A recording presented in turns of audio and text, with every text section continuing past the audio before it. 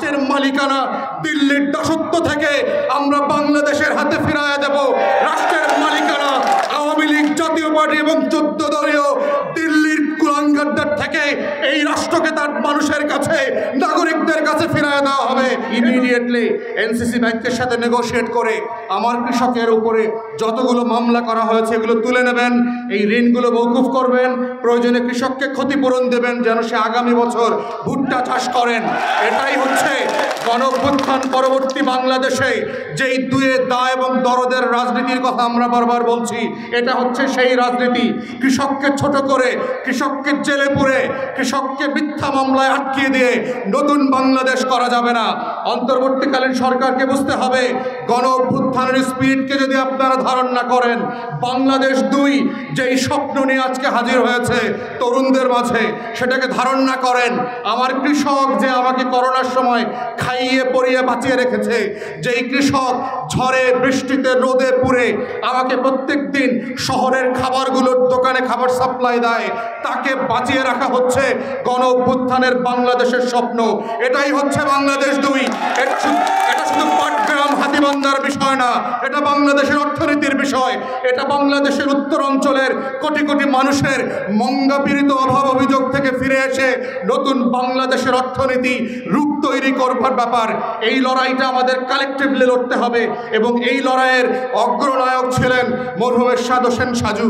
সর্বশেষ বলছি, বাংলাদেশের তরুণরা গত 16 বছরের জগদ্দল পাথর নামানোর যে অভাবনীয় কাজ করেছেন, পাটগ্রাম হাতীবান্ধায় দেখলাম আমাদের এখানকার তরুণরা মাদকাসক্ত হচ্ছে, আমাদের তরুণরা কাসিনো খেলছে, জুয়ায় আসক্ত হচ্ছে, অনলাইনে বিভিন্ন বাজে কর্মকাণ্ডে ছড়িয়ে গেছে, কর্মসংস্থানের অভাব আছে, এখানে হাজার হাজার যুবকরা বেকার পড়ে আছে।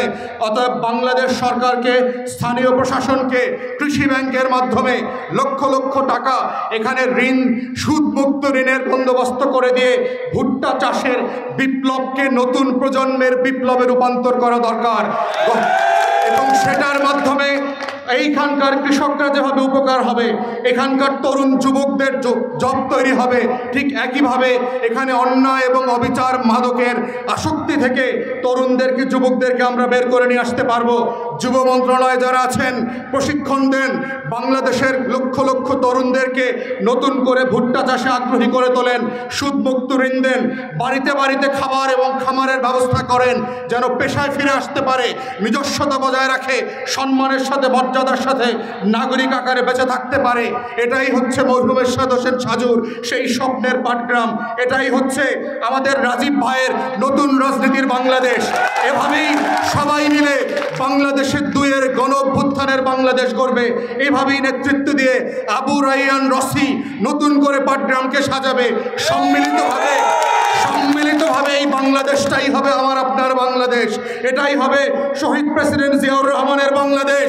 এটাই হবে প্রফেসর ইউনূসের নেতৃত্বে নতুন স্বপ্নের বাংলাদেশ। এই বাংলাদেশ হচ্ছে বাংলাদেশ 2। সংস্কার, বিচার, নির্বাচনের মধ্য দিয়ে বাংলাদেশের দায় এবং দরদের নতুন রাজনীতি তৈরি হবে। রাষ্ট্রের মালিকানা দিল্লির দাসত্ব থেকে আমরা বাংলাদেশের হাতে ফিরাইয়া দেব।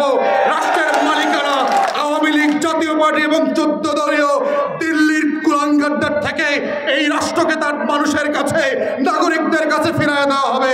এটাই হচ্ছে মরহুম এরশাদ হোসেন সাজুর রাজনীতি। এটাই হচ্ছে নতুন বাংলাদেশের রাজনীতি। সেই বাংলাদেশ গড়বার প্রত্যয় নিয়ে আমার বক্তব্য এখানে শেষ করছি। সবাইকে অসংখ্য ধন্যবাদ। আসসালামু আলাইকুম।